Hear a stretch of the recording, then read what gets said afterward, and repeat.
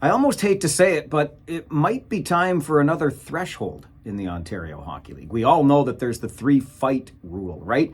If you engage in a fourth fight, you get a suspension, and every fight beyond that, another suspension. The threshold for an entire season of 68 games is 3 fights, as the league tries to crack down on the number of fights it sees. And arguably, it's been working. Over the past decade, certainly, the fighting in the league is down. We now have about 70% plus of all the games played don't feature a fight at all. And fighting on average is down to less than half a fight per game in the Ontario Hockey League through a season. We also learned this season, or at least I did anyway, that there are thresholds for boarding and checking to the head. If you get more than 3 of those penalties, you also get a suspension for exceeding the threshold of penalties for checking to the head and boarding.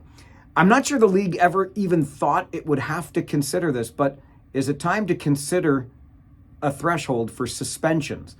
On tonight's Sawyer Bolton picked up his 7th suspension of the season this week. Look, this is not an indictment of Sawyer Bolton, okay?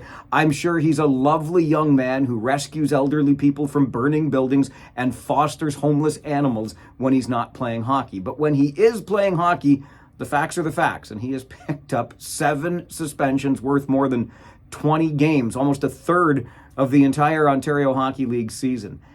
Is it time for the league to maybe consider that enough suspensions is enough? And then, of course, what would that number be?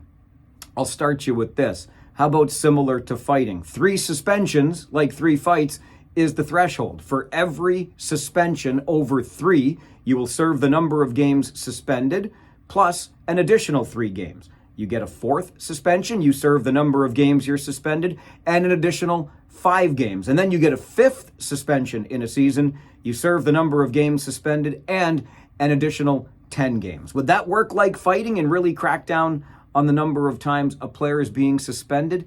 It's a fast game. It's a physical game. We don't want people second guessing themselves. And frankly, I'm not sure we've ever had to consider this before. But 7 suspensions to 1 player seems like an awful lot for a league that wants to put player safety at the forefront. I'm Farwell. It's Friday. We'll see you at the rink.